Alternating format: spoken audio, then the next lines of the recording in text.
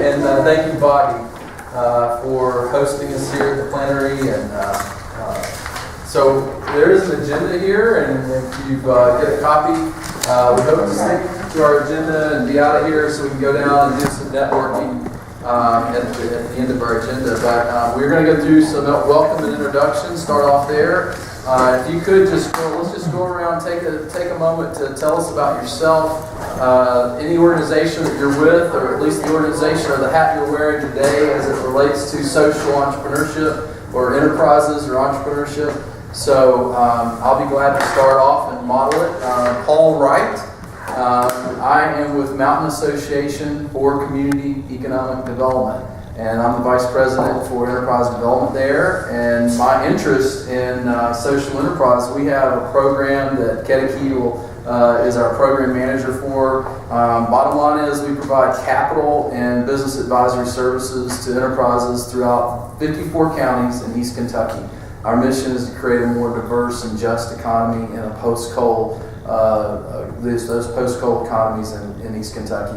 So we have capital that we invest primarily through loans and venture-like equity products. And I had the fortune to join with some of the others in this room to start the Kentucky chapter with Joe and Bobby and some others.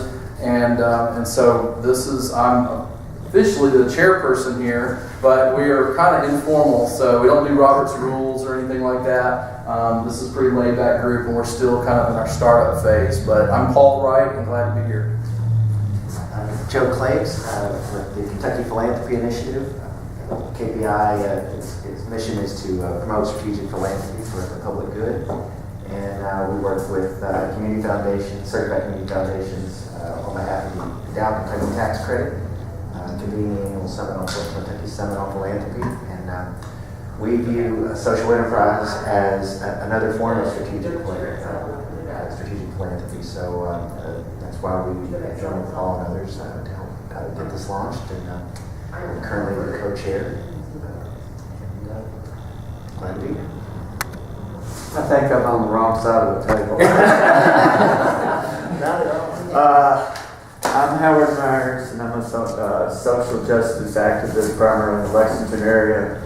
My big thing is realizing who I'm sitting with now. So I've been following your SOAR, and I'm very frustrated that people like you aren't sitting at the table. We're still dominated by all the major players, whether the coal peak folks or the bankers, and it's a real frustration. When I first started going, not the very first meeting, but the agenda is totally controlled, it's very hard, and so I'm all about empowering you and what I could do. Howard and I met with the Commonwealth Policy Institute. We did a study on energy policy and made recommendations to legislate if anybody else would listen to us. Also, what we really focused on was a fund that if you're going to take the stuff out of the ground, you need to put something aside for the future. And so that's one I asked Howard if I'm joining us today. You gonna go, Matt, or am I gonna go? Yeah, just real quickly, my name's Matt Huffman. My name's Matt Huffman. I'm a AmeriCorps Vista with working with Bobby and Joe and Paul, Sustainable Business Ventures, and the Kentucky chapter of the Social Enterprise Alliance and Kentucky Philanthropy Initiative. That was a good one. Thank you. My name is Trayvon Martin. First name's Lawrence. I go by Trey in general. I'm also a Vista with AmeriCorps. I work and serve with the Children's Law Center here, the Kentucky chapter here in Lexington. We have several other chapters, but my purpose here is really I'm interested in making connections, interested in learning more about not just the community and the work that's being done in the community, but seeing where I fit. There's always a piece of a puzzle that I could plug into, I think, and we all fit that in some way, form, or fashion. So it's just more learning, seeing what connections we can make, and growing from there, trying to make Lexington a better place. My name is Todd Stoltzfus. I'm with the University of Kentucky. I'm the program director for civic engagement. I started this last January, so I'm concluding my first year. So in civic engagement, we connect students with their communities and also faculty and staff in a number of different ways. Service learning, we have a Center for Community Outreach, we have alternative service breaks. So we put in anywhere between like 20,000 hours of volunteer work in the community each year. We're doing some socially innovative things, I think. We've got an internship program down in Eastern Kentucky called Kentucky Scholar Intern. We're always looking for students and organizations that would want to sponsor students to work during the summer or during the semester.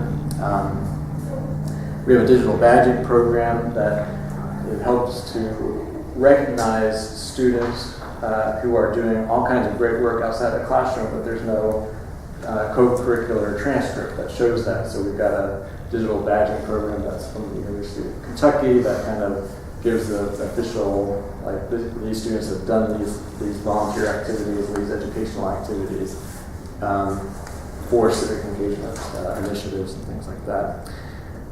We also started a service learning and civic engagement council meeting. And so we had 3 meetings so far. That we bring in faculty, students, and staff, and community partners, and we met 3 times this year.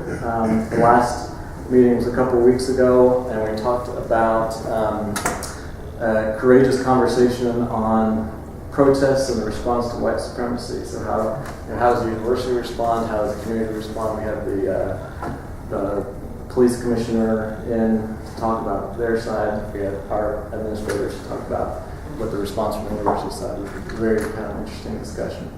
And we're doing more on the analytical side on what all these, student volunteering is, and that that impact on student success. So, like on 4-year graduation rates and retention and GPA, and we've gathered this data over 4 or 5 years, but we've never done anything with this. So now we're working with the analytics department and finding that students that are involved in their communities are, 20% higher retention rates first year. So from fall semester when we start to following fall semester, 23%, and it's across the board. Whether you come in as a low high school readiness index or a higher, you're getting a much better student success rate, and it's also is improving our 4-year graduation rates. GPAs are better, so it's really interesting getting into how that is, service and working in your community is impacting students and their success on campus. That's me. I'm Kediki Bhattacharya, and I work with Paula at Mason, and I manage our social enterprise program as well as our consulting services, one-on-one consulting services program.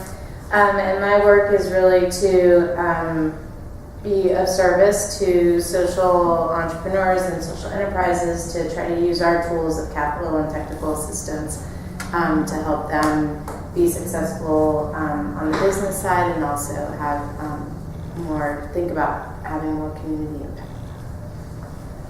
My name is Alice Melendez, and I've been working entrepreneurially ever since I came back to Kentucky, where I'm born and raised.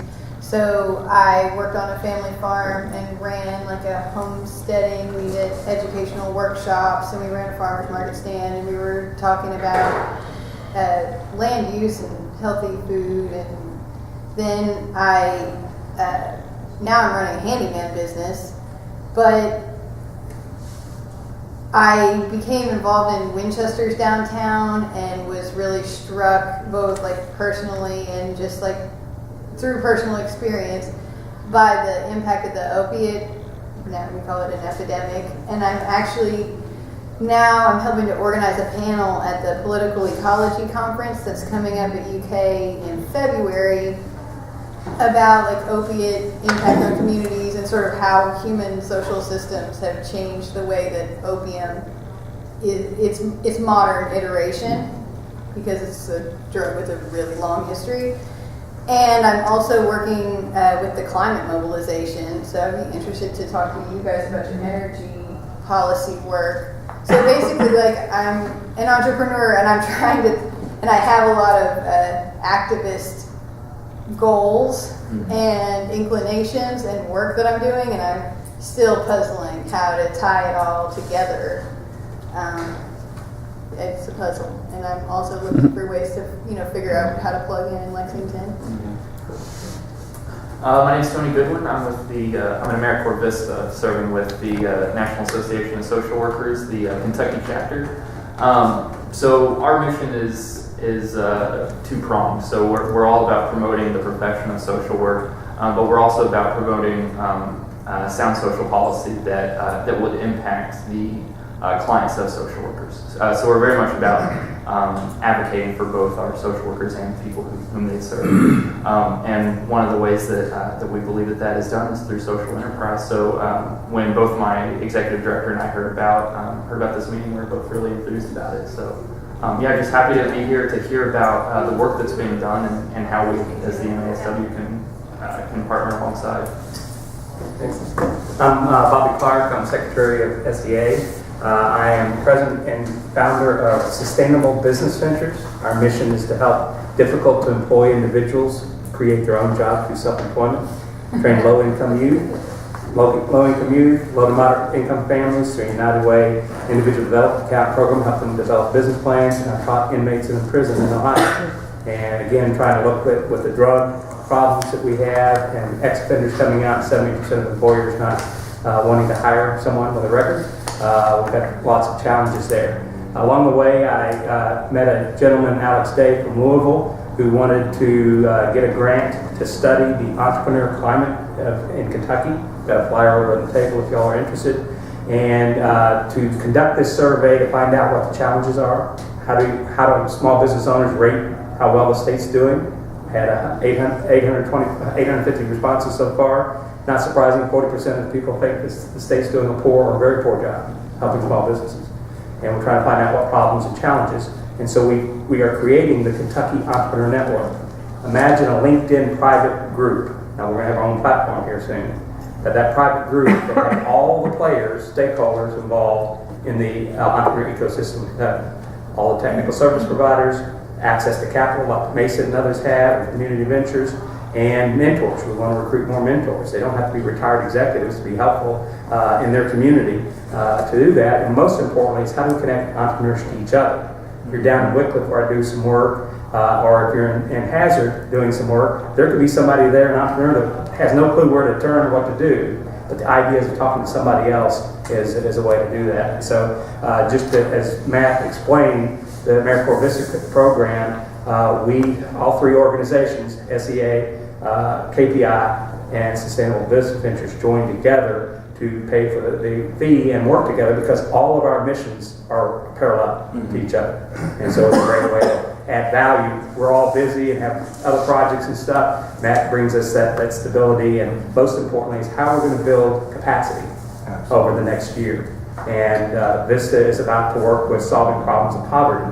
So again, our mission is very consistent with that, but we want to grow our organization so we can deliver more, and part of it's through partnerships. And so excited about you being here. Before we introduce Scott, David, will you tell us about yourself?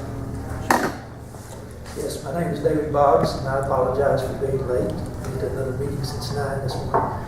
But I work with Opportunity for Work and Learning, a regional social enterprise before we knew there was such one.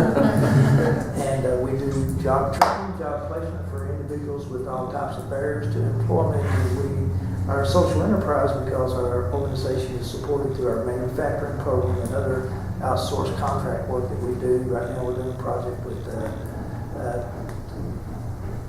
SNAP participants and helping them find employment. We also just received a significant project through the United States Department of Labor to assist out-of-school youth, 16 to 24-year-olds, either go to school, find employment, or go to trade school along that line. And it's an amazing organization. We love when you come down and visit. And before I finish speaking, I want to say Kathy Bowman contacted me. She's ill and not able to attend, so she said to send her greetings to everyone. Great, sorry about that. Ben, do you want to do anything else before we?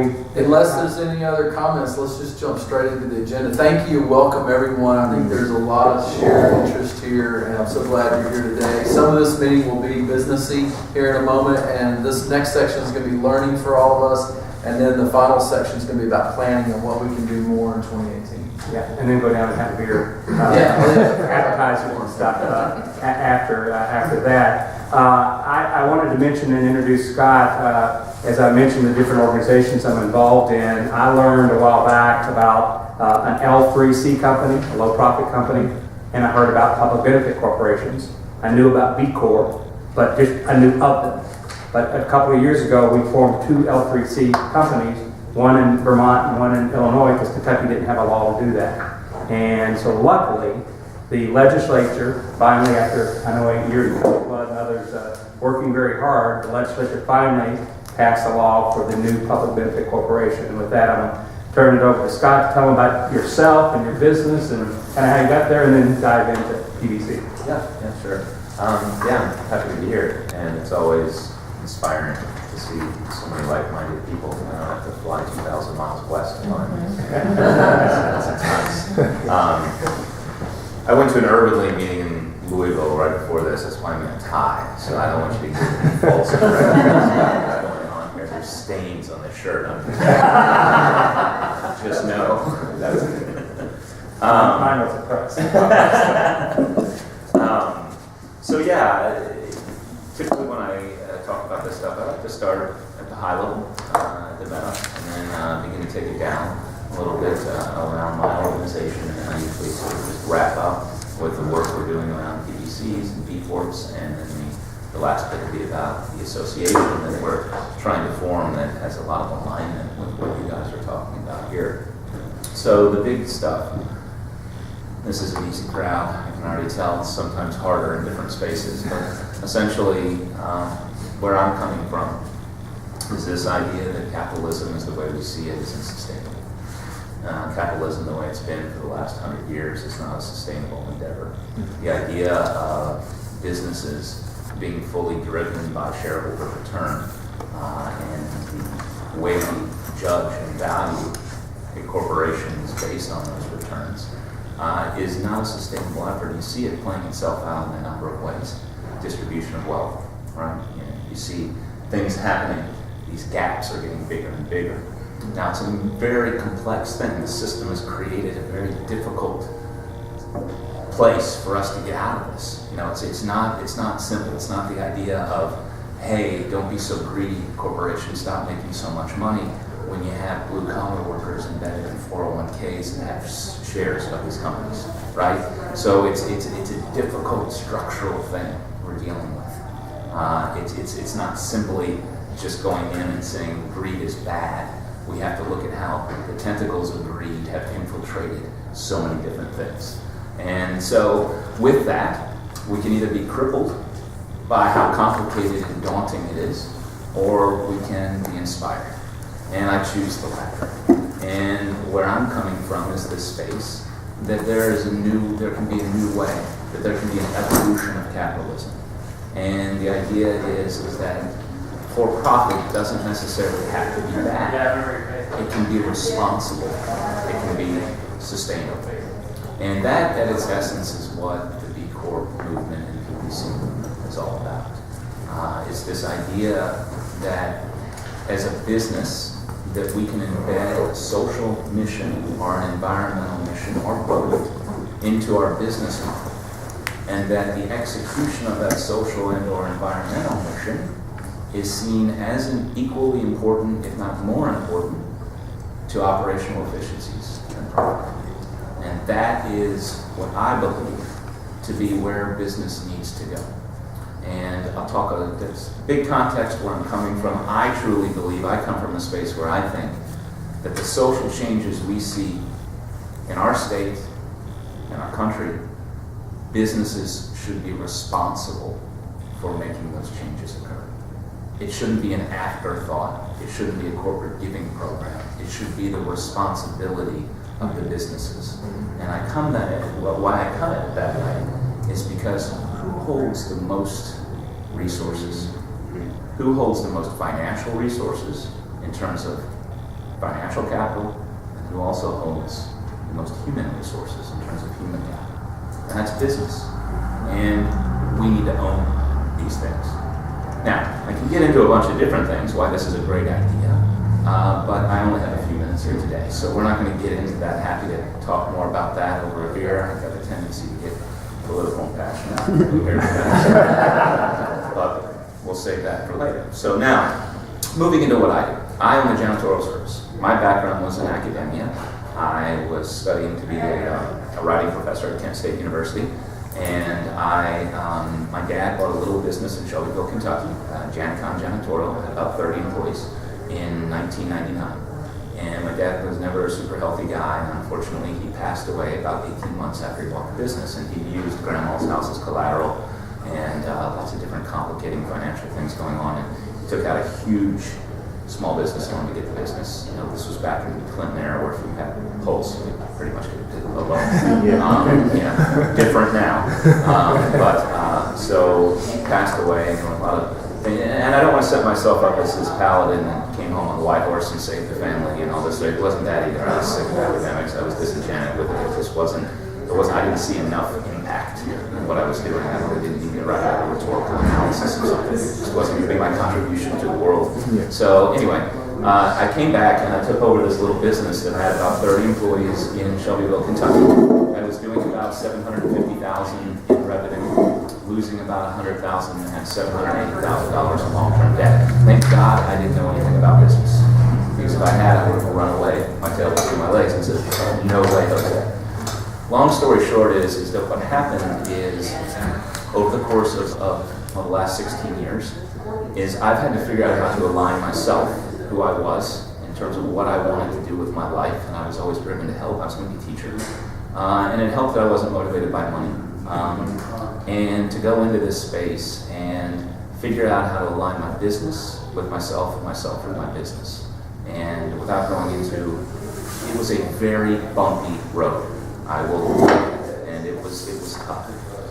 Long story short is what began as an intuitive approach to run a business around a core value that was determined by, I freaked my people out. We went out to the woods one year to follow my leaders, and I was asking them, what allowed us, this was a point where we had about 200 employees, what allowed us to go from 300 employees to 230 employees to 200 employees, and that was where we kind of came up with our core value, but everything really came down to one thing, and it was we care about the people we work with. Right? So that was where we were. And we did these things sort of intuitively, right? It was this intuitive approach. I knew all the employees, I knew their families, and when things got rough, we were all there for each other. That sort of family business feel. And there's a lot of businesses in America that operate this way. That's the good news. There's a whole lot of them that operate this way.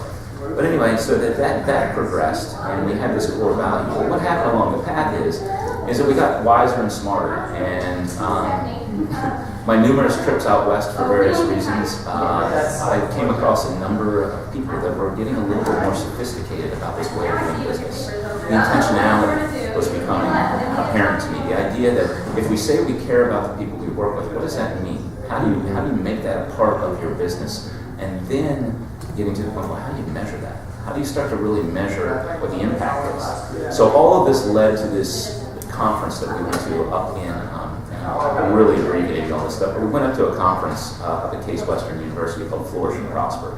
And it's a beautiful conference, and entrepreneurs from all over the world. And it's around this idea of businesses being the driver behind positive social change. And we met the guys that started B Labs, that started the B Corp certification. And we had a conversation with them. And they essentially turned us on to this concept of B Corps. And so what's happened is, the way our business runs is we have a stated social mission. Right? So our social mission is we're going to provide opportunity and access for our frontline workers. They're janitors. So think about who I'm talking about, right? So we're going to provide opportunity and access for our frontline workers, and we're going to help communities where they live thrive. That's our stated social mission. Pretty general, a lot of stuff to be captured in that. And then what we do each year is towards the end of the year, we're going through it right now, is we go through and we define the specific things that we're going to do that are measurable, that speak to that overarching social mission. right? So we come up with specific things. We're going to pick up 2,000 pounds of garbage in the Portland neighborhood. We intentionally moved our headquarters into a distressed urban neighborhood in Louisville, restored a building. That's where we live. That's our neighborhood. So we're going to pick up 2,000 pounds of trash in it. We're going to take 60 of our people. We're going to put them through college credit leadership training classes. You get the idea. We go down the list, and we come up with those. And once those are arrived at, we put teeth in it, and we said, all senior leadership, that there are not going to be bonuses or raises if we don't accomplish 75% of our stated social mission goals. The same way as we look for operational efficiencies, and the same way as we look for profit. And that goes to me too, as the owner and president of the company. It's across the board. So the idea is we're embedding the social mission into the business the same way we're embedding profitability and operational efficiencies. So it's a new way of thinking about business. It's the idea. I'm not just saying it's business's responsibility going around preaching the gospel. I'm taking a business and saying this is the way we're going to do it, and putting teeth into it. Now, there's a lot of layers that go with being this sort of a business, right? One of them that I think is important to talk about is the idea of profitability, because that's a little bit of a side. Here's where I know where I'm operating in the right space. When I'm getting attacked from the far left and from the far right, I know I'm pretty solid. I'm on pretty solid ground, right? And it's okay. And I won't probably guess where I lean, but to me, what's interesting is when you are being pushed from both directions, what I feel like is you've got to find a new space to occupy. And that is really what I'm trying to get to. And what we're talking about, it's not just me, but with my business, it's a movement around socially responsible capitalism, right? So what's happened is we became a B Corp.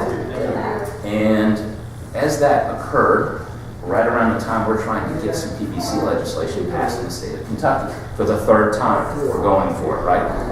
The stories around why it got shut down are infinitely interesting. One of them, the story had to do with Patagonia. I don't know if you heard that. We heard, oh, this is rich. We have 71 years. Yeah, funny. So the coal mining industry and their group decided they wanted to get jackets for everybody. And they went to Patagonia to get some pricing, and Patagonia says, sorry, we're not going to sell you jackets. We're a B corporation.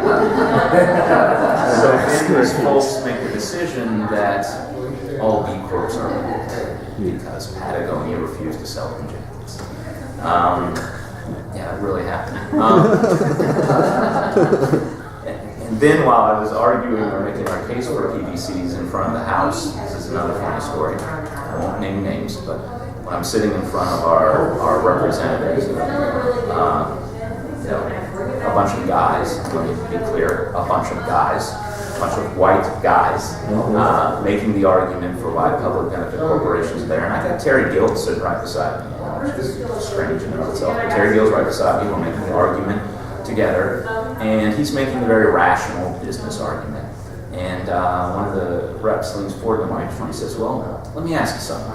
If we let a bunch of B corporations in this state, and they have some cause, and he said it like that, they have some cause, and they decide they want to strike, and they go out in the streets and start marching, next thing you know, we're going to have riots. And I just lean back, and Terry goes and makes some comment, it's very political, right? Very, and I just lean into the microphone and I go, you got to remember, we're talking about for-profit businesses here, right? So just bad business. Everybody just cracks up. This is what we're dealing with, right? The good news is that through it all, that bringing in a janitorial company and a couple of other businesses, sort of blue-collarish, I think it helped that we started in Shelbyville, because we've got a branch here in Lexington, and we're all over the state. And coming in and showing it from that blue-collar standpoint, the for-profit business model, showing how the business has thrived by doing this, it resonated in a different way. And the bottom line is that we got it passed. So this July 1st, you can officially become a public benefit corporation in the state of Kentucky. So I'm going to transition to defining PPCs. Before you do, could you tell them the story about UPS? Which one? Okay, yes. Yeah, I mean, you guys, I can talk for hours about this. So one of the benefits, first thing you got to own in this is that I got to be a sustainable business. It's the idea. Look, the idea, and I talked about this in my talk last time. Look, I love my nonprofit brothers and sisters, and we got to continue doing that. And the truth of the matter is that it's so tough to scale, right? At the end of each year, what are you essentially doing? You're putting out the charity basket, and you're hoping that you get funding to do the wonderful things that you're trying to do. It's a tough gig. It's a really tough gig. And by the way, you're all fighting over the same money half the time, right? And it's really, which is shrinking, and it's a really hard thing. So the idea is why not take a for-profit business model? We can juke and jive a lot faster. We can make things happen a little bit quicker and form these partnerships. So that's a piece of this. So the idea is that I have to look people in the eye and say, I'm a for-profit business, right? And that by doing these things, the way we make decisions about what we're going to do in the community, we've come up with a pretty sophisticated model around this. And without going into too much detail, it's the idea that my partnerships with nonprofits are informed by, here's a quick synopsis of the way this works. We go and we interview, we send out surveys to our employees. Last year we got 430 returns out of 800 employees, which is off the charts. And they responded that they're interested in things like financial literacy, or healthier lifestyle, which included food access, learning how to eat healthy, include help with diabetes and things like that. Right? So they inform. We don't just sit in a boardroom and say this is what the people need. Right? It's informed by them, and so we take that and then we go and we say which of these things that we're going to do we want to create ourselves. We can create our own programming. We do it pretty well. Or who do we want to partner? Where do we want to take this and partner with existing nonprofits and community organizations to execute this? We don't have to reinvent the wheel for some of these. Who's doing this well and how can we partner with them? So we come up with criteria. The highest level is that the partnership is going to provide a direct, measurable benefit to our frontline workers, and is going to provide a direct, measurable financial benefit to the company. That's the highest level. Give you an example of what that looks like. We clean YMCA downtown building in Louisville. We clean their building. We make about $2,500 a month on it, making profit-wise, but we also give some of that back and we create programming around healthy eating with YMCA. That's the highest level of achievement in this model. I could go down to 12 items and the decrease all the way down, but that gives you an idea of how we do it. So anyway, the idea is that this works as a viable business model is the point, right? The great partnerships are the ones that allow us to be profitable. And let me put an asterisk there. You don't have to go on down this path, but responsible profitability. I didn't drive up in a Maserati. Okay, responsible profitability. That's a concept that's important to the B Corp model. So, one of the things that the B Corp assessment is what's the ratio between your highest paid worker, me, and your lowest paid worker. And they measure you on that. And those are important things that you have to look at. So anyway, what he wants me to get to, and it only took me 10 minutes to get there, is he wants to get to this idea that when you do this, you create customer relationships that are more rich. You get value alignment with customers, which makes your life a lot easier. The customers we pick up now, I'm interviewing them as much as they're interviewing me. But when we get them and when we're working together, it's a great relationship. It's less stressful. We get to good places together. Well, UPS, believe it or not, was one of these relationships. And last year in December, we went to them, and because of the work that they saw we were doing, they gave a 75-cent an hour raise across the board to the 160 people that we have employed at UPS to clean their buildings. Because they wanted to be a part of one of our stated social missions for 2018 was to provide a living wage for every one of our workers. We didn't get there, I'm going to tell you straight up. We didn't get there. We're at like $9.85 an hour right now, average. We need to get that up to about $10.08. Actually, by the time we move, it's probably going to be higher, but we're going to try to get that by next year. And it's more complicated, right? It's changing customer perception and value, right?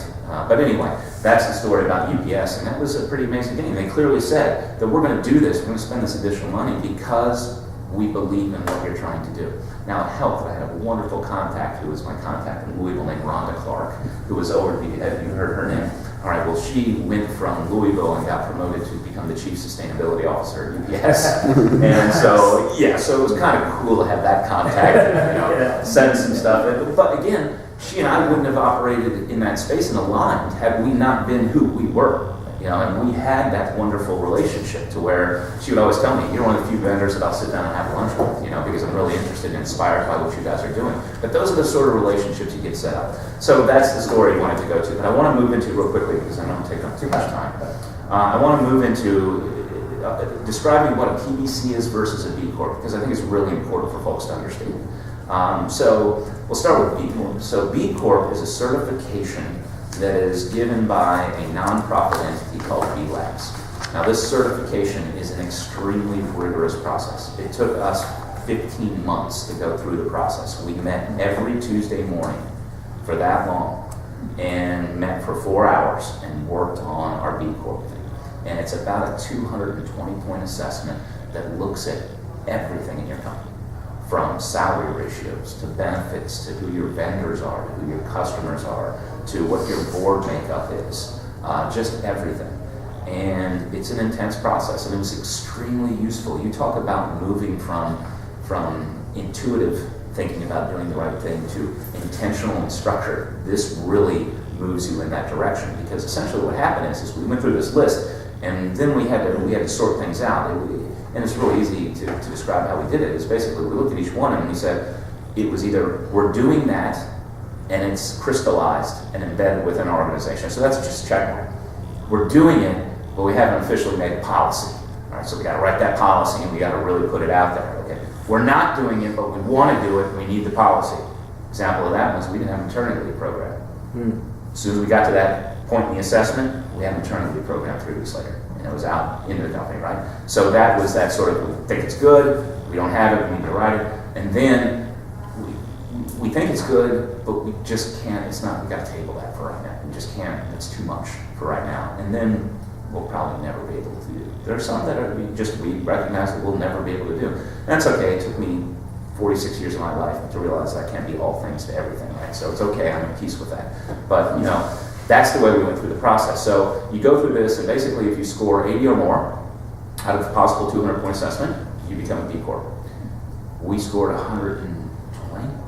Yeah, super cool. Yeah, we were just off the charts on the social impact. Our environmental is wanting, but not because we're doing anything bad, but because we're a janitorial company. You know, they're looking at things like measuring, you know, stuff that we're not even involved in, right? We couldn't even get points for it. We use green chemicals, you know, we try to promote day cleaning, we try to promote using, don't fill up your mop bucket all the way, fill it up halfway, but, you know, little things. It's not so much our gaze around the environmental.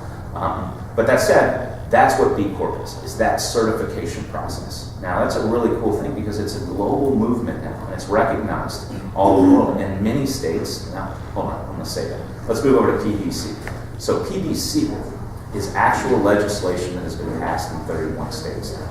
All right? Now, what this law does is it can do 3 things. In Kentucky, it's only doing 2 of 3. We'll take it. There's only one other state that only got 2 out of the 3. All the rest of the states have all 3. It's a start, right? We can't complain. So really what it does is PBC legislation protects owners to allow them to execute the social mission of the business, perhaps at the expense of profitability. It protects them from shareholder suit. Conversely, it protects shareholders, social impact investors, somebody who invested in a business because of the stated social mission. It protects them to hold leadership accountable to the execution of that social mission. So in other words, perhaps an owner or leadership dies, and you get kids come in and they decide they want a purely profit-driven business. Those folks have legal recourse that they can take against that company. Now, that's what we have in Kentucky right now. The third piece that's missing is an assessment, vetting around it. So if you have a stated social mission, most states, you have to go through you have to show them that you're really doing what you say. You can't just revise your corporate documents and say you got a social mission. Okay, I'm a PBC. You've got to show them what you're doing. Now, this goes back to B Corp. B Corp is often used as that assessment, as that certification process, right? If that makes sense to you? Because with B Corps, we got to go back every 2 years and show them what we're doing. We can't just rest on our laurels from year 1 and say we're infinitely a socially minded organization in the future. We got to go back every 2 years. So that's the distinction. Now, PBC legislation, to be clear, is public benefit corporations. It's not for LLCs. All right? So it's limited to corporations. As I begin to talk about the association, and then I'll tell you how we're trying to, that's part of the thing we want to tackle. We want to find a way to capture LLCs in this movement in the state. So is that clear? Does anybody have any question about that before we go in? Hopefully it gives you sort of a distinction. Because you hear these terms thrown around a lot. So B Corp is a certification done by a nonprofit. PBC is actual legislation that protects shareholders, and protects owners to pursue that stated social mission. All right? So that's what that's all about. So what I'm doing in this space is we're doing. A number of people very passionately involved with this. We're trying to create a Kentucky Benefit Corporation B Corp Business Association, a statewide association that's built around this idea, this way of doing business. And specifically, I'm going to read here because I always find that I forget one or two of the intentions, and then I don't want to ever forget them because I think they're so important. But I'm going to read you the stated intentions of the association and what we're trying to do. And I think it's going to resonate with a lot of the work that all of you are doing. So the idea of the association is to embrace Kentucky's economic, social, and environmental challenges. To own the stuff we're going through. Not to put our heads down, but to go out there and say, this is us. You say you're a social entrepreneur, you want to have impact? Come on, come to Eastern Kentucky because we're ready for you, baby, right? That's the idea, is to own that and use that to bring in like-minded businesses into our state. The overall intention, the overall vision is to make Kentucky the place to come if you're a PBC, a B Corp, or a social entrepreneur, and to create an environment in this state to make us the most attractive state for these sorts of entrepreneurs, these sorts of businesses. So the idea is to embrace our economic, social, and environmental challenges as an effort to create an attractive opportunity for public benefit corporations to relocate or start up in Kentucky. Second intention, what? Will you send the web address? Yeah, sure. And to stimulate economic growth by helping to attract new and existing public benefit corporations, B corporations, and mission-driven businesses to Kentucky. To bring the best social enterprise minds together in an effort to create an attractive, welcome, mission-driven business environment in our Commonwealth. To increase understanding around and the desire to do business with public benefit corporations in Kentucky. So think of the idea of Kentucky Proud. Same thing, branding, it's cool. You guys get this, Lexington, props. Bullhorn Creative is doing all of our, they're a B Corp, is doing all of our branding. And Brad Flowers is really active in trying to put this together, and they're working on that right now. How are we going to get public consciousness raised about this? And this is a right moment for this, right? We already know that people are thinking of buying local, they're getting a little bit more aware of what goes on behind the products that they're buying or what goes on behind the services. So this is a good moment for this. So the idea of the association is to create an awareness of this. Not only consumer, but business to business too. We want businesses to want to do business with other B corporations. So also just to increase, to measure and market the results of public benefit corporations' social and economic efforts in Kentucky. So this is a neglected measure. This is a very important part of B corporation. This is like the final frontier for me. And that is measuring all of these things. So we were really good at looking at general measurements. And what I mean by that is just to give you an example. Industry average turnover in janitorial services, 250 to 300%. This year to date, we were at 42%. That's off the charts in terms of the janitorial service. Hell, that's pretty good for businesses that are for janitorial services, right? So we're off the charts on that. 94% of when we did that survey that I said before, 450 people responded out of the 800 employees we had. 94% said that they are satisfied or extremely satisfied with the work environment, facilities management services. So this stuff translates, it's good business, right? So the idea of measuring these sort of things. Now, when I'm getting really sophisticated, what we're moving into now is with our social program. The things we do, like we partnered with New Roots, is an organization in Louisville around food access. We started a pilot last year where we had 30 of our people sign up. We had a little farmer's market where they would come and get 2 weeks worth of fruit and vegetables for a family of 4. We heavily subsidized it, cost them $5. But every Friday they come and get a paycheck. It There's a little farmer's market set up. They got the food. We have chefs coming and teach them how to cook it and all sorts of different things. So, but the idea is now when we do that this year, they're now going to fill out a survey that says, by participating in this, are you more likely to stay at facilities management services? Are you more likely to recommend facilities management services to someone to work? Are you more likely to do a better job while you're at work? Trying to get these metrics around showing how this works is so super important around this stuff, because you've got a lot of cynics, quite frankly, and we've got to show how this works. So part of what the association is going to do is look at the combined good deeds of all of the B Corps and PBCs, compile that.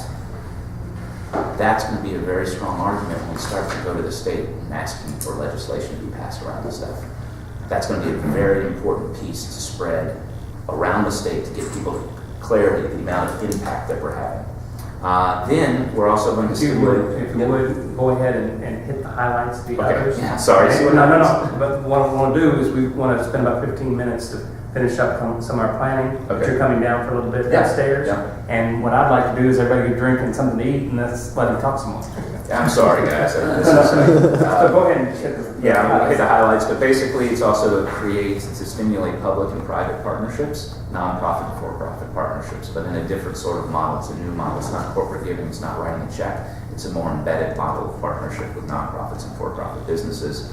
And then to marry Kentucky-based social entrepreneurs with impact investors interested in bettering the state.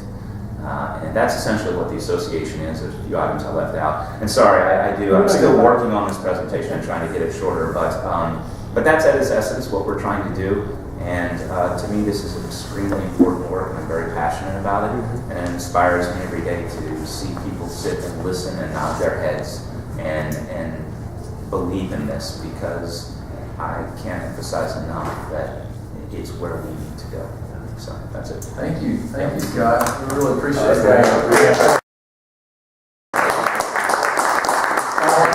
Stick around, because I know we want to network. I know there's lots of questions. We do have some business agenda here, so why don't we just jump into that? So here the officers, we put together a little bit of reporting. I'm going to kick us off and just give us a few highlights of 2017. And I want to start at the kind of the national level. Obviously, we've just heard about one of the highlights, though, here in Kentucky, having that legislation passed. And thank you so much for being integral in making that happen and leading the way. So appreciate that. So, we're part of one of 16 chapters across the United States. And basically, what has happened nationally has been pretty interesting.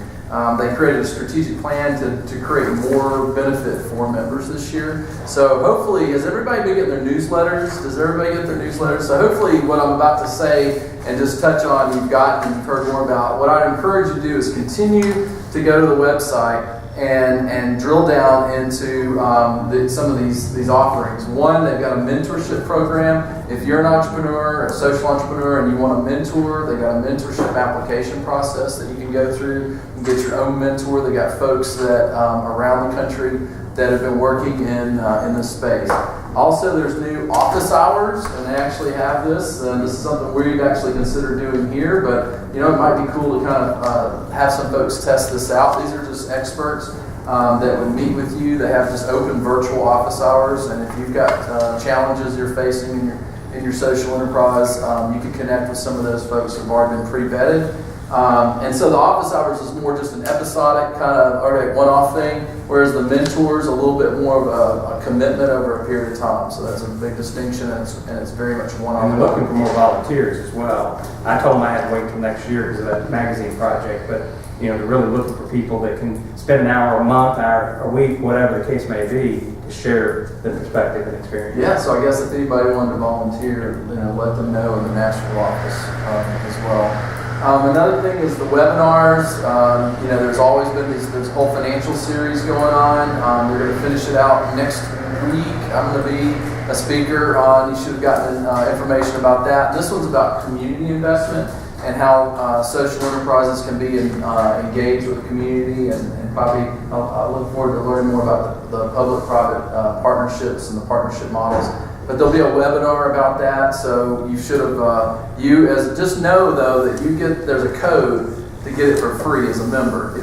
Non-members, you get it for $35. If you don't have the code, let me know. I'll make sure you get the code, but you should be able to drill down or shoot out an email, and we can get you the code for that. And then, of course, the marketplace. And I don't know if anybody in our chapter has used the marketplace, but you can submit, if you have products to sell, they have a holiday guide, and they get it redistributed on all these really cool marketing channels out there, endorsements by other type of bigger organizations. So there's like a holiday gift guide if you have a product that you want to sell. So those are some of the highlights. Obviously, there's a repository of educational presentations and webinars and things like that. There's obviously the annual conference that Kedeke and Matt went to out in Los Angeles, and if y'all get a chance, ask them about that and what they took away. So that's the kind of the national scope and part of your member benefits. Now let's drill down into this young chapter under what we've been doing. I will remind you, you might say, well, what did we do this year?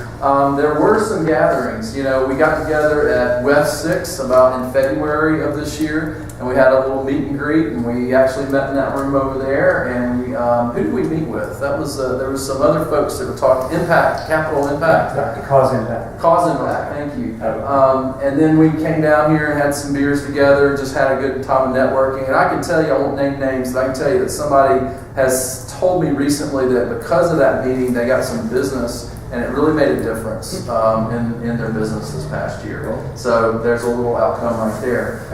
Then we had this, we went and did a go and see over at OWL. David hosted us, and we got to tour that social enterprise and just kind of have some pizza and hang out. And then we got together. There were some of us that went to the Appalachia. What's the next? Appalachian Conference on Social Enterprise. Appalachian Conference on Social Enterprise, which we hosted the year before, and this is something that is more a regional approach of other folks in West Virginia and Pennsylvania and Ohio. Multi-state. We're hoping, and you want to see Kedeke, there's a potential for us to host something, a regional conference in this area, but just like anything, who wants to volunteer and roll up their sleeves and do it? So we're all like a little cautious of doing that. So Mason might be interested in helping if more people are willing to pitch in and say, let's do a conference in this area, because we already have a network of people throughout the Appalachia region that are coming together. How many people have been coming to this Okosi conference? I think we had 130 to 150 people. And we have foundation, and the Benedum Foundation was there. There were other foundations. One foundation, Appalachian Regional Commission. It would involve fundraising.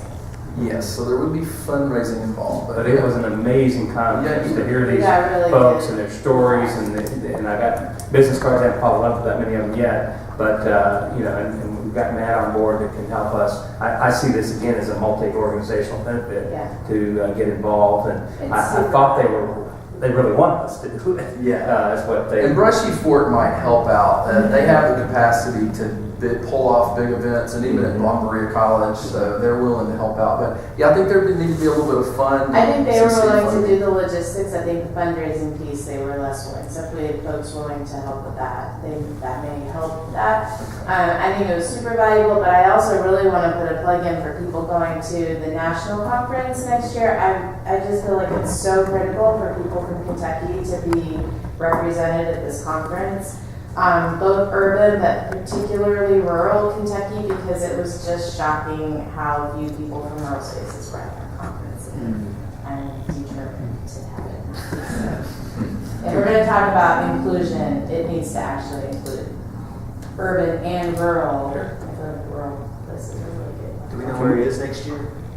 We don't know yet. Yeah. Can we try to schedule an hour or so before Christmas? Because if we're going to even think about doing this, we got to get started now.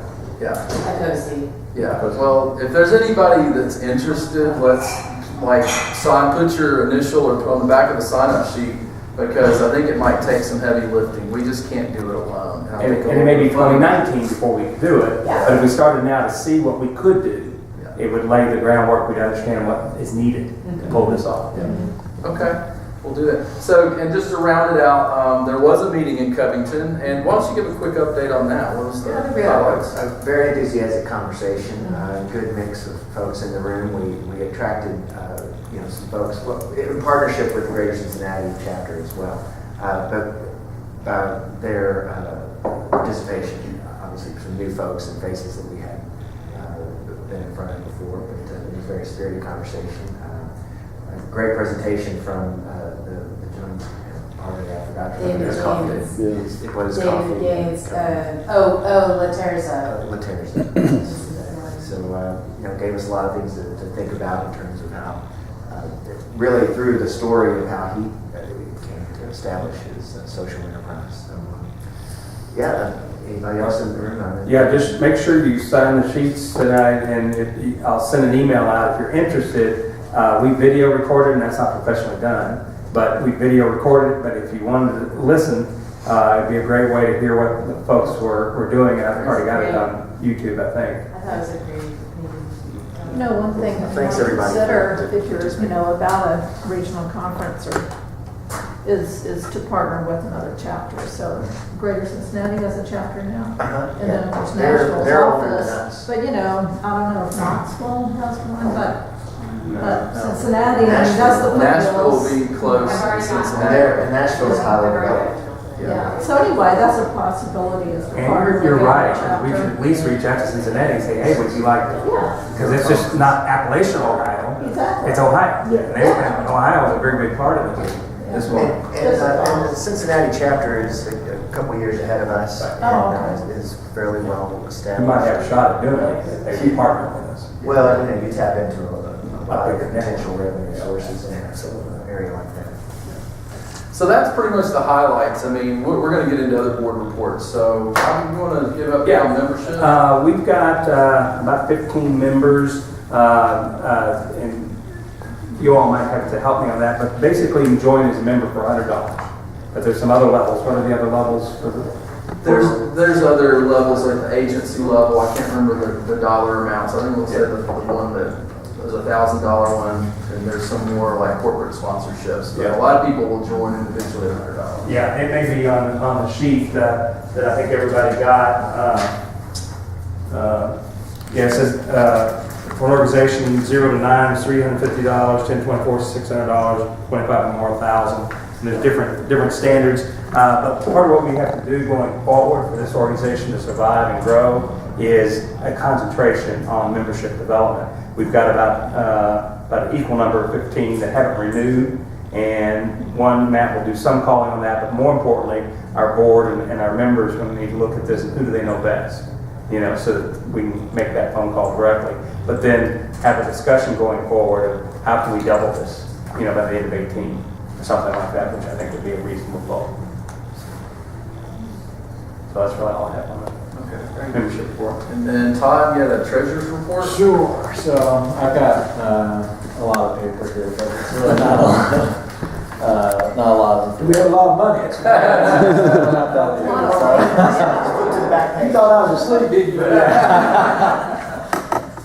All right, so the first page is the financial report for 2017. So it shows on the left-hand side your income. So we did have about, we had a balance going, a carry forward balance. Sorry, as it's going around, we had a carry forward balance of $1,700. We added $2,300.75. We have new membership dues as of the end of October. This is all as of the end of October, so we get November and December too. And then some membership rebates that we get on some of the higher membership dues that we get. Didn't have much expenditures except for the Go and See event. Then we've got a couple of pending expenditures. We do pay a third of the Vista costs, and we share with SBA and with the KPI. So the second page is just our draft budget for next year. Does anyone have any questions on the 2017 finances? No? And just FYI, the $100 membership, 100% state to us. Yes. Yeah. Anything You have about to share that? the bigger ones. We shared But, it. so we're looking for lots of individual organizations. At least get the owner to get involved. At some point they might want to get a organizational membership that costs a little bit more. Just get them started by even an individual membership. So we have an anticipated beginning balance starting in January of about $3,200. So going to the next page is the draft budget for 2018. So that's assuming around 15% growth year over year, so maybe about 3 or 4 new members, and sustaining our current membership. So that's kind of like the bottom line, kind of moving forward, but obviously it won't be like double our membership. So just going down in terms of expenditures, we are going to continue the payments on a quarterly basis for our Vista, which is about $450 per quarter. And then this budget assumes that we're going to have another Vista for next year as well. We have some ad hoc Vista costs, I think, when you have a salary and you have a person on staff. I think there's going to be some Vista costs that are associated with that. Assumed one SEA Kentucky event every quarter at like $150 per pop. And then support to the Covington, the KPI conference that we did this year, assuming additional support next year. Yeah, we don't know our location next year, but we do know it's our 10th annual, so it's likely to be. Okay. We're going to try to exceed our previous quality of our program. Conference in Northern Kentucky, was it a thumbs up above Lexington? Well, I think in some ways, I don't know, maybe it's just the community up there that's sort of getting more involved. They've started a new foundation in Horizon. So there's some talk around that. Greater Cincinnati Foundation has been in place for many years and reaped benefits of the endowment grant credit. So, really fertile soil for Yeah, I know some of your faces. Yeah, a lot of new faces, and some that hadn't covered some of the topics that maybe previous attendees had seen. There was some enthusiasm. We get a lot more up there than response than we were able to get in Louisville when we had it there.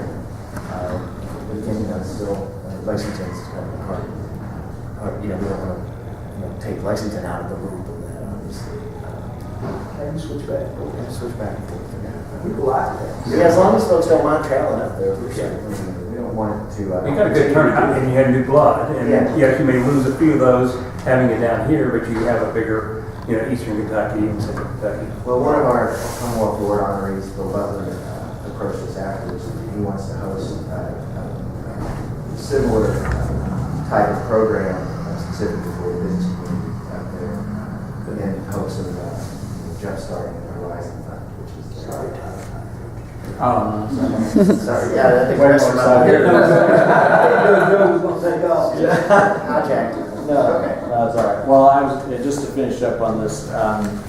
So our overall 2018 income, we're projecting around 3160. Our budget 3775. The budget's a little bit higher than our income because of that carryover from cash, and so our ending balance is going to be around 2600. We're projected to be. The rest of the report is just draft cash flow, just to make sure we're cash positive through the year, and kind of shows in detail what the other expenditures are. But I don't have to go through that. Okay, if you have questions, let me know. Thank you. And let's finish out. Joe's going to give us an update on chapter management and some other. As you see here, I've got a copy of our draft bylaws that we now officially have. I'll refer to it as a draft for our discussion today just because I don't think everybody's had the opportunity to look over it. So if anybody catches typos or sees any problems, please let us know. So we'll do that for you to review, and maybe we can revisit that. Earlier, Paul and I were discussing the potential of having a meeting in January, at which point we can take an official vote on this approval at that point.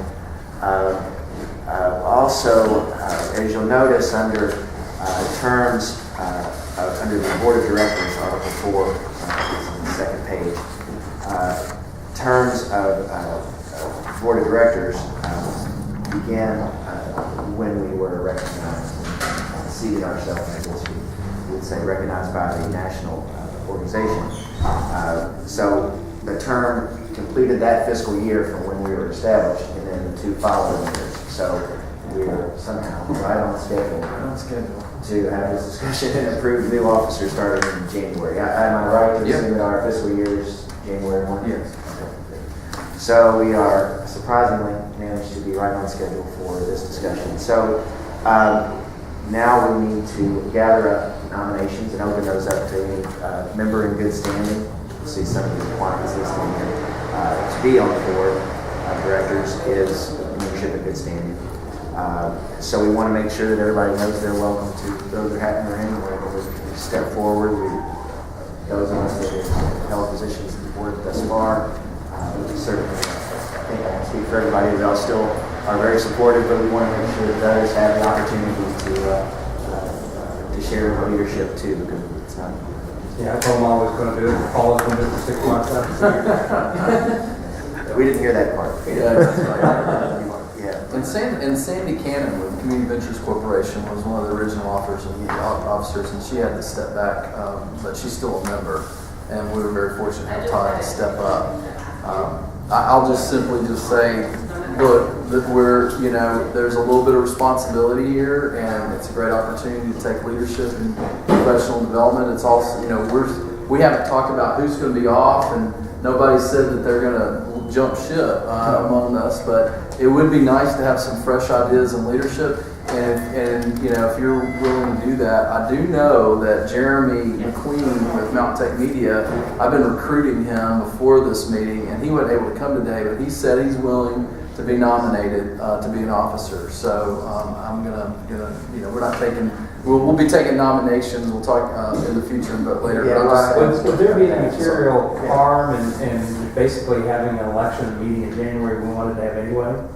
I mean, it might be a 2-week or 3-week gap. Well, what I was going to suggest here is, based on our earlier discussion, that we set a deadline on December 15th to submit nominations and make sure, Matt, if you make sure the membership all know that everybody is a member in good standing and eligible to vote or to be nominated as a board member, if we could get those nominations submitted by December 15th, so that'll give us a little time to figure out what the slate looks like, and maybe depending on how many folks throw their hat in the ring, then we can figure out where they'll be, and then maybe we can have a slate. May not be we may not have enough volunteers. But that said, if I would be one of those folks that would be willing to allow others to take my spot, that is in no way intended to mean that I'm going to want to step back or not as engaged as I can be. So, yes.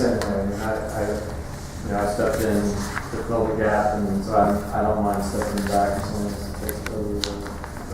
I don't know, Todd. You're hard to follow. I wasn't trying to adopt that theory. You want the secretary now? Yeah. I can't take notes.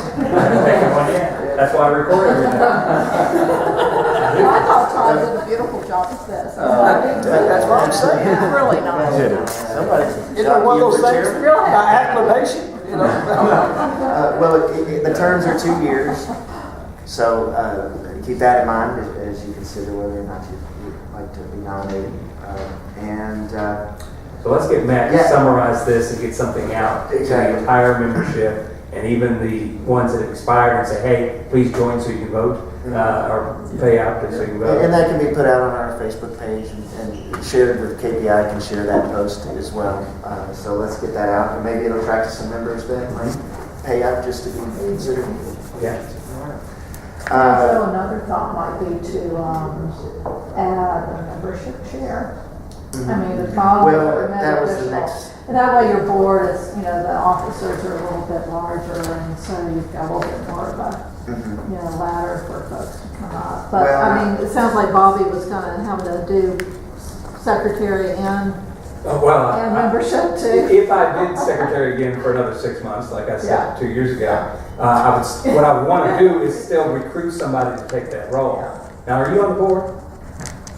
I don't know if I'm on the board. I'm not an officer. Well, at the moment, I once was on the board, but I'm not on the board. Well, and then skipping back one section. Yeah, right. Charter member. But membership, I think a membership officer, like a chair, a membership chair, or just the committees, or in some way, just that way you can. Well, what we do have one issue to address. We've had the 4 of us in the voting board so far. In the bylaws, this template came straight from the National Association.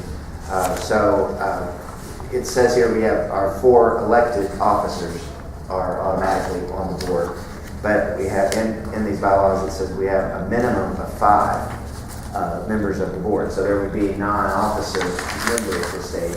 We have the right to add another officer. So if we call that, if we did establish that person as a member, chair, or something like that, then we can expand them, as an officer. We can elevate them to the officer, or we just have a member that's sort of an at-large, non-board member. Well, I would recommend Non-officer. that we shoot for 7. Okay, we might not get that between now and December 15th, since it's 11 days away, or whatever days away. But I think that's where we would want to do is build a board that, again, we don't meet that often. Yeah. We got Matt that's going to help us facilitate things, but we need your talent, we need your experience and reach to join. So maximum of 9. So depending on what sort of nominations we do, maybe we do look at. But even in March or April or May, we can add people to that group to grow the organization. Grow the board. And what does Vista support mean? Is that Secretary Bob? Well, it's just what Matt is doing for us. Oh, he's supporting you. Yeah. Well, he's supporting Kentucky Philanthropy Initiative, Yeah, we split the it. Social Enterprise Alliance, and Sustainable Business Ventures. But in the terms He worked 40 hours a week per year for us to do different things. And so each organization is helping allocate things. Hey, we need some help. And he's managing that for us. Okay. I didn't read it right now. So, that's basically where we're at. So can we go ahead and just say December 15th is our deadline for nominations, and we can get that, we can move ahead with that now? Yes. All right. That's basically it. Any other discussions on these topics? I don't know if you have anything to add. Good. Is the next one going to item 4? You got somebody. Can we postpone that till January? Oh, the planning for Yeah. 2018? Well, we have a new board in place, so maybe it is more Yeah. appropriate to have that discussion. Right. We certainly can do that. Yeah, I'm not saying we could, have to, but if we go down and do socializing and let Scott talk a little bit more, really more answer questions. Really good answer questions. I'm not talking Open discussion about chapter business, because I think that it's Go for worth talking to each other about what's the purpose of Social Enterprise Alliance in Kentucky. How can we align it more with, and what you were saying, trying to draw an LLC. I'm a tiny little LLC with a social mind, in this. There's 225,000 of them. Right, there's a lot of little Kentucky. LLCs. In Kentucky. Yeah, that's true. And anyway, but just open discussion about chapter business seems like a good idea, but maybe not trying to plan all the meetings. That's what you're saying. My question is very general, but this regional conference you were talking about, how much do you think it costs to put it on? Do you have any idea? I think so. Rural Action, who's a nonprofit in Ohio, Athens, Ohio, are the ones who have planned it, organized it, and fundraised for it the last 2 years. The first year, I believe they had 30,000, and that was not enough. They had to use, I think, pull up some of their own funds to fill that gap. So they got more the second year. I don't exactly know how much they got, but I'm gonna guess around 50. And I haven't heard from them. And so that primarily the expenses is bringing speakers in, or what is the? It's venue. It's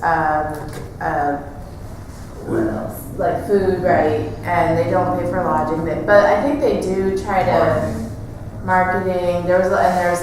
They had an app developed so that participants could come and be on the app. We use that with another conference I'm involved with, not the summit this year. Yeah, and I think there could be a conversation with them to say, what was your budget? How did that all work? I definitely don't know the details about their budget. Like I said, maybe that conference, that our thing we get together here before Christmas, maybe we get them involved in the discussion. They I'm might not sure they're ready. January may work better. Okay. I think there has to be some conversation. I'm not really clear on where they are. They definitely, I think the only gap was that Brushy Fork wasn't up for fundraising. I think, and they're like, we're not really up for it either. So that may solve everything, but it may be, Brian Vatican, who's with Rural Action, was going to schedule another sort of planning team call, but he hasn't done that. But I know he's always super busy. Yes. So I'm happy to reach out to him and mention that we had this conversation and that we'd be interested in. And as a regional, they might be able to help us with something, but they can't do 50 grand. So that'll fill us in. Well, they were fundraising. They may not be able to use any of their own funds, but I think that they could help advise. Like one foundation, I'm guessing, would be willing to put in again. How many people are 30,000 seats? It's 150 or so. And again, we had speakers from all over the country. And There may have been paid some of the speakers. I know they didn't pay all the speakers. I didn't have to. I didn't. Y'all helped me out on tuition, but I'd like, can I change the subject for a second? Okay, so membership, I'd like to talk about that and just a little data point. You're right, we probably have 15 that have fallen off. When I looked at that list, I can tell you that a lot of them were students. We made a decision early on that we would give free membership to students, and there was a real concerted effort to go to a lot of the universities, and a lot of those were from Berea College, some were from Morehead State, and I think it was a good thing to do to get young. There's a lot of young people, as you know, Todd, very interested in this in cause-related enterprises, and so in fact. That's one thing we also need, the board would need to make a decision later. Are we going to continue that? I don't know why I wouldn't personally, but I think there's always a good turnover. So when we start looking at the numbers and thinking about 50%, lack of retention in that area, that's one of the reasons because students stop.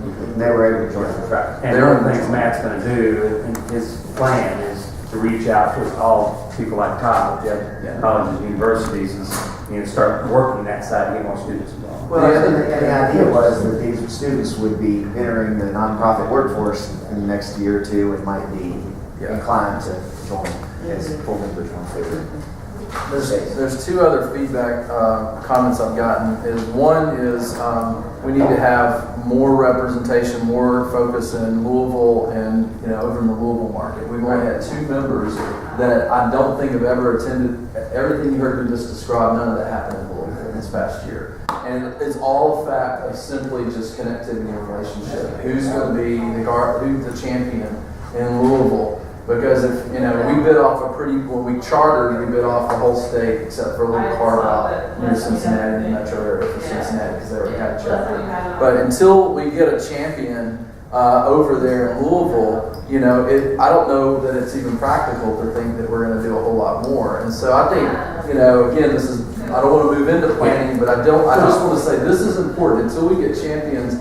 And it could be that there could be 2 different chapter meetings going on. If we had a build up in the Louisville area and a build up in this region, we can continue to connect. And there are other chapters around the country that have sub chapters in their state. I was going to say, you got to talk to the people at Slow Money. I mean, I went to that Slow Money conference when I was working at a farm in Louisville, and it's like, there's a big population of socially minded entrepreneurs that are centered around slow money and slow food. And it's all tied together, and it's big. Well, I think the synergy with PBC Association is going to find people that might want to be involved in both groups or can at least help direct us to those other champions in the rural area. We should use the same infrastructure of, organizational infrastructure in some way at the early phases to make both organizations more strong in the world of not reinventing the wheel. Well, certainly SEA National that looks at B Corps as part of the ecosystem. Right. Yeah. I think how that might work out is that to be a full member of the association, you have to be either a PDC, a B Corp, or an aspiring PDC or B Corp. You have 18 months to become one. Otherwise, you're an associate member. So we have a nonprofit membership level, and we have associate members. So the idea is that there's going to be people we're going to come across that are like-minded, that maybe don't necessarily fit in our space, and we can steer in their direction. So yeah, the answer is yes. I think there's going to be some ways to. And some would be both members of both. Both, correct. Exactly. Yes, good. We maybe have a reciprocal sort Right, of with discount way to save now. money, talk about if that. you're We a can talk resort about that, member, too. then you are automatic, I think we should give discounts for sure. Yeah. So that people with B Corp are influencing these meetings, like, and Yep. it makes more sense. That's what we're trying to do with like GLI and the Kentucky Chamber. We're trying to set up. Either if you're a member of those, you get a discount for us, and if you're a member of us, you get that. And we want to do the same thing with Commerce Lexington. Absolutely. Other things. So the final feedback that I got from someone was not enough real entrepreneurs in the membership, right? And when you talk to entrepreneurs, they like to hang out with other entrepreneurs. True, we know this, right? And even entrepreneurs only like to hang out with those who've been in business. They don't want to hang out with those that are just starting the business. So is that true? Yes. It is. No, it's true. I mean, they don't network, but if they're going to start associating and doing I say that real tongue in cheek, but the point is we do need to, a lot of this work. Sometimes there can be a lot of the nonprofits trying to do real important community benefit work, but they're coming at it from the nonprofit angle, and that's where they're starting. And we've got a lot of that, but then I'm so inspired by you today and your story, because we need to have more that are coming from the for-profit and not ashamed of it. Nobody should be, but are bringing along the others that are going to hang out and they're going to follow the entrepreneur into the room. Think of academia and some family member, I mean, like, it's not like you came at it because you were like, I'm a corporate guy. And then you were like, I'm sick of academia, which I feel, although I'm thinking about going to get my master's because I'm super broke. And I looked at job market and I'm like, oh my God. Like, I can't get it. I go work at Amazon. Christmas, I'm not kidding. Yeah. And I'm like, Yeah, it's true. what am I going to do? We can discuss the corollary between a master's degree and financial security later.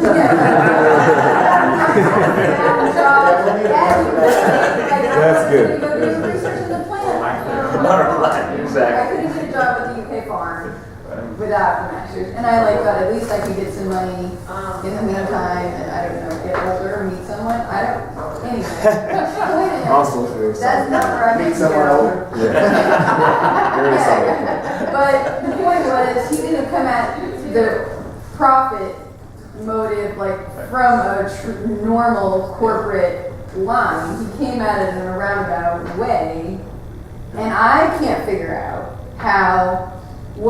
I can't even figure out what my relationship to Social Entrepreneur Alliance is, because I'm like, oh, I need a mentor. I was like, I don't know what I can use out of it, because my little tiny business, I'm just trying to, but a part of me thinks, well, could I try to brand it as a social entrepreneur and then try to bring in more business? I'm like, I don't feel like I have the capacity to do that.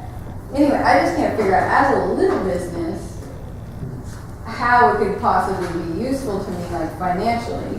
And then, which is pass the profit, you can't pay your bills. And then, if you're coming from a nonprofit angle, you've got a salary. Somebody's got a salary. That's great for having a salary. Great. Well, what you're saying is, again, how we're trying to define what we do, what we are as an organization. And we had originally wanted to have a couple of folks come in here an hour early to sit down with people like you. And help brainstorm how their experience, their knowledge of what's going on, how it can help you develop a path or modify your path or expand your current thing. And we will do that in the future. We just couldn't get the... It was the open office hours, but here locally. Thank you. Maybe I could call somebody, but I just don't even know. Well, Alice, let's talk here in a moment. I just want to thank you for being open and honest, because it's happened before. I've heard this. Where's my value in my membership? And I take that seriously. Nobody's going to pay $100 unless they can get $100 more out of it. Well, and for, you said, because you're okay, existing business, and I was just, I think there's restaurant people, there's some good, Alfalfa's just got took over by some new couple, and it's just definitely a social enterprise, I would say. But anyway, businesses like of that size. But the businesses of your size that are socially minded, and his size, he was gone, that are socially minded are a very small club. Yeah. Especially in this day. So social enterprise It's a alliance, nonprofit too. if you think about it and the way it's structured, it has to be a big tent, right? If you think about if you go to the national and you look at, so UPS is one of the largest funders and corporate sponsors of this national chapter. And so you have funders and foundation people, people that have capital, that are kind of impact investors. You have kind of that type of membership. And then you have the entrepreneurs, and some of them are either for-profit, and then some of them are nonprofit, and then you just have inspiring people like the Vistas that are with us today that inspire me so much. They're like, I want to affect change. I might be an entrepreneur. I might be an entrepreneur within an organization that can affect change and create community benefits. So if you have a product, the holiday thing is bomber. The market, and I've been looking at that, and I'm going to tell. Mom's crazy. If she does, she will do this. Laura's Chocolates. Laura's Chocolates will I was join, thinking, and she will be in the holiday market because it would be really stupid if she didn't. And for the organization and for her. And then the office hours thing, it makes sense. Yeah. But it's just I just think we need to brainstorm, once we get our beers, about who exactly we are. Well, part of it is The entrepreneurship stuff, just to follow up on that point, I mentioned the governor's school of entrepreneurs, that's high school level, but they're all incorporating social values and causes. I mean, that was something we were discussing at our board meeting the other day. So, this will continue to change and improve over the years, as next generations come about. But I do think a closer tie to the entrepreneurial community would be a good idea. There's certainly, the overlap with job development and the economic development that your group is probably tapping into, or hoping to tap into. But I think all of that space, there's some money there, with the various enterprises and things like that for sponsorships and stuff. So I do think that would help, and it would certainly help the social entrepreneurs in this organization who are not the nonprofit side, but more the for-profit side, to be able to associate more with it. And we're really trying to marry both of those models. Yeah, well, you know those folks, so I do think that we should be able to tap more of those resources. And there are some key differences between those. And I think Oh, part yeah. of that is also building awareness of what a social enterprise is, so that, because we just met with a business a couple days ago, but absolutely say, they may not be full-on social enterprise right at this moment, but they just they were so interested to hear about it. We pull up the website. And so they're very established, very successful for-profit business, 100 employees, but that they had never heard that term before. They'd never thought of themselves as a potential social enterprise, and so I think that kind of education will be really important. Yeah, I've talked to 50 people in the last 6 months, and I say, so do you know about social enterprise? And only 1 or 2 out of 50 people. And part of it is, at least in rural Eastern Kentucky, and I'm guessing rural Western Kentucky is similar, the social enterprise may not be the best term. Community benefit corporation. Yeah, I like Better that. term. It's by its name. The language is tough right now. The language is tough. And there's so many different names for it because it's new. It's okay, but it's something we have to talk about. Is it conscious capitalism? There's so many different names. Not right? an easy Watch it. It's funny. So where are we? So is everybody for the good of the order, or should we close it out and go have a beer? And continue the discussion. And continue the Yeah, discussion. I don't think we have to, we're going to try to go in the garage room there, and Oh, buy a okay. couple of picnic tables, Alright, and let's we do can it. just continue talking.